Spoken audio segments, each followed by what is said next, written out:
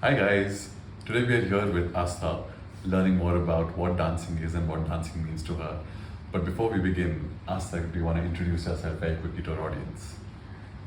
Okay, hi everyone. I am Aastha. I am the founder of Dhuri and Connect with Ru, which are the two platforms that I have curated with movement, fitness, and holistic healing. So, yeah, in a nutshell. Great, perfect. And talking more about movement, understanding more about dancing, I think everyone's very curious to understand how did you get into dancing? I think if you were to ask my mom, she would say I was born dancing. Okay. Like, I think it was one of those things where I would be one of those kids who would stand in front of the TV and try and imitate the steps. And whenever guests would come, I would be like, I will show you what I can do. Like, I was one of those always as a kid. But, so my introduction to dance it's always been there.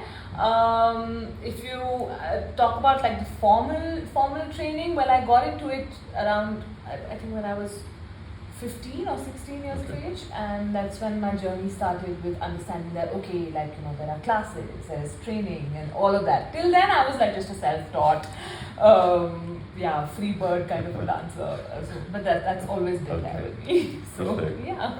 Perfect. So now that you've learned multiple dance forms and styles, so what are forms and styles that most appeal to you, and that are the ones that you really focus on? So to be very honest, it changed. It has changed over my life. I think as I have grown or as I have evolved, as I have gone through different phases of my life, what appeals to me in dance forms changed. And I think that's one of the few things about me. I have trained in a lot of dance forms actually. If you ask me, I've trained in salsa, I've trained in bachata, I've trained in cha-cha, rumba, belly dance, contemporary, floor work, release-based contemporary, lyrical jazz, jazz funk, Kathak. Entire Yeah, I have because through different phases of my life, different forms just appealed to me and I just went with it. I think I never questioned it. I'm someone who just has always just gone with the flow. As of now, I think it's the forms that I teach in the studio now, and that's really been narrowed down from all the forms, and that is primarily Indian fusion, belly dance, and contemporary. I think they call out to me the most at this point. All right, perfect. Yeah. Okay, let me take you back in time and make you think about a dance or a routine that you've done in life that has stayed with you and that you feel you're blessed to be part of. Has there been a moment like this in your life? Yeah, I think when I'm thinking right now, what's coming to me is we got to perform at the Red Fort, thanks to my first teacher in Delhi, Anamika Singh. And we did, I think, a show called Noor Jannat there.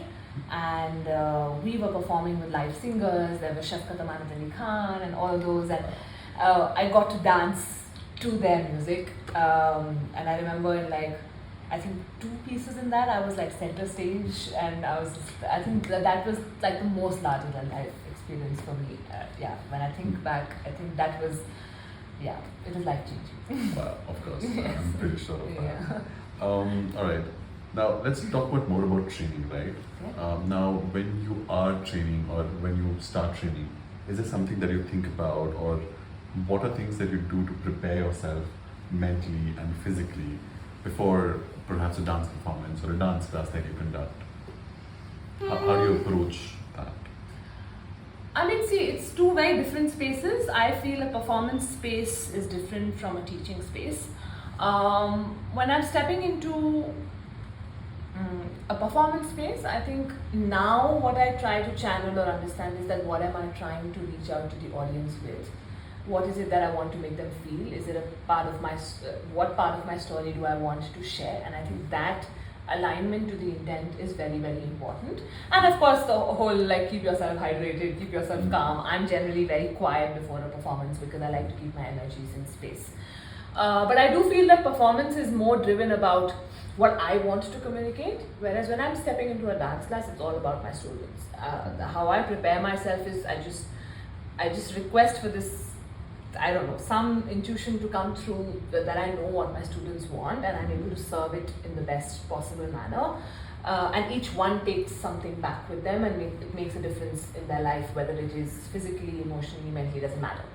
So the 2 intents are slightly different, but that's how I would prepare. My preparation is very self-driven and internal. And of course, I mean, all of it comes with the fact that if I'm stepping into a class, I have my notes in place. But you'll be surprised when I make the notes, I end up doing the exact opposite in class. So it's just one of those things that, it's very intuitive. So yeah. That makes sense, and I understand that intuitive people, they perform the best when they are left at their own, rather than having a structure and flow for them. Yeah, which is why I told you to not tell me what the questions as well, because I was like, I will screw it up otherwise. So yeah. So. Now, since you've been dancing for a very long time, I think you've had a career of about 15-20 years and more of dancing. In this time, has there been some dancers that have continuously, that you've looked up to, that they've always been your guiding light, that hey, this is what I look up to and this is what someday I want to be like? So have there been such dancers across your journey? Okay, so again, I think the phase of life that I'm in, I don't wish to be like anyone else. I think that phase I have passed long back, because I do realize everyone has their life and that life has its pros and cons, so I'm just going to leave that at that. But where I'm sitting now, I think I have started respecting choreographers, dancers who are extremely selfless in the way they put out their teachings or their performances or what they want to share. And just because of that, at this moment, like the names that are coming, I mean, there have been lots of teachers in my life, and I'm very, very grateful to each one of them. But at this, where I'm sitting right now, I think Dia comes to my mind for sure. Dia Naidu is one of those few teachers, choreographers who I just like the way she lives her life with her dance and what dance means for her and how she puts it out or manages to, or at least like tries to very honestly and with 100% integrity. I think that is something that really matters to me, and I think at this moment it would also be Zoe Jakes.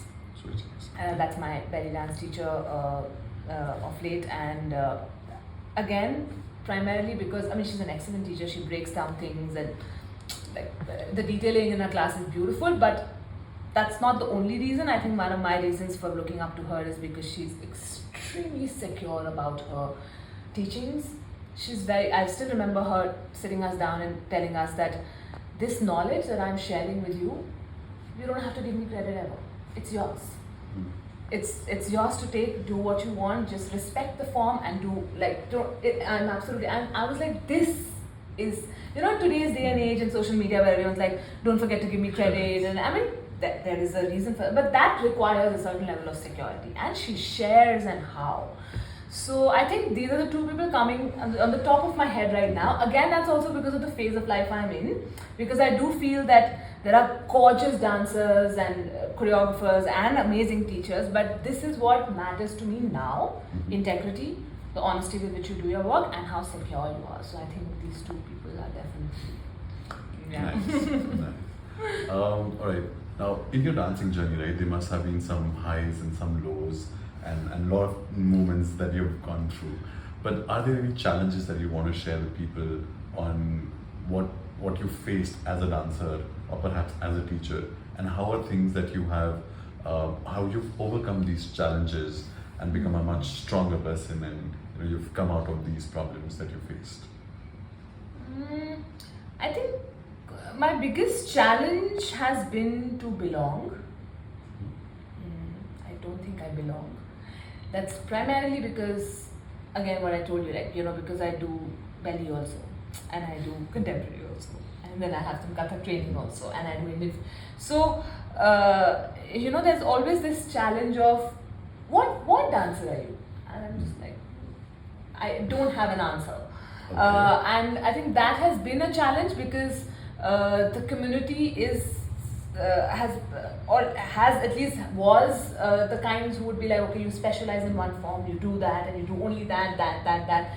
So I think that has been a challenge for me to kind of find my place, that I can also exist, and such a person is possible. Not to compare or anything, but I have my place in this universe and place as well. So that was a challenge. I think still sometimes comes and goes. But I think I've just learned to take it with a pinch of salt. I am who I am. I can't stop wanting to learn, and maybe a different dance form does call out to me. I'm not going to worry about what the world thinks. I just still go with it. But yeah, that's kind of been a challenge as a dancer. Yeah, I can totally understand that people like boxing things that yeah, exactly. and eating those boxes, but you're somebody who like, I can be part of all boxes, so why not? Why not? Yeah, I mean, why does it have to be a box? It could be like this thing which has a little tube which is connecting with the box. Perfect. Now, in your journey, right, you would have, as I said, highs and lows, but there must be a constant driving force, right? So, what is something that motivates you to, go up every day on stage or go in front of a class and teach people the art form that you have learned? So, what are things that motivate you to improve your skill set, and also you going in front of a class and then teaching them dance? So, what are things that you do to motivate your own self? I mean, see, what motivates me to become better is just the fact that I believe that my cup needs to be so full that it can overflow to others. Mm-hmm. And my cup will only be full when I do spend time with myself, whether it's training, whether it's physically training, whether it's taking inspiration from nature, going off for some travel, talking to people. So there has to be like an inflow to me that is overflowing, because if my cup is empty and then I'm sharing from that, either I will get depleted or people see through. Like that's something that always has kept me motivated. And I think I'm just someone who's always been a keen learner. From childhood, I was always called the geek back in school. I started from academics and then I think just flown into other things. So I think I like to learn and I like to be put in a place where I'm uncomfortable slightly, and then by the end of it, when I can get a little comfortable also, it makes me feel good. So I think that's been my motivation for self-learning. My motivation to teach has simply been because I know the difference dance and movement can make to someone's life.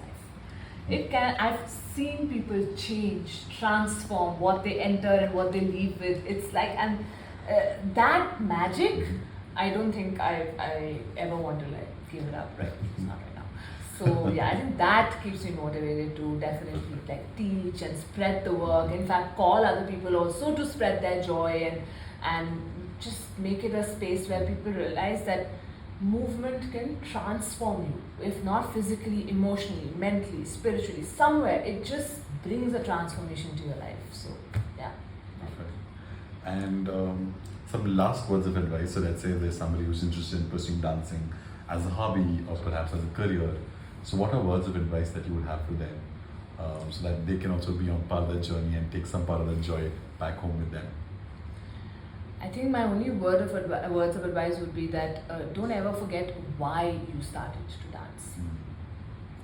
Because I think as we go along our journey, there will be so many things that will come your way. People will make you question why you've done this, what is your intent, and you will lose your intent. Sometimes you just do it to please others, or sometimes you do it because other people are doing it. Just don't ever forget why you started. I think it's very important that you keep going back to that. Perfect. Thank you so much for the time, Aastha. Thank it was you great talking so much, to you about dancing and your dancing journey. Thank you. Thank you. It was lovely.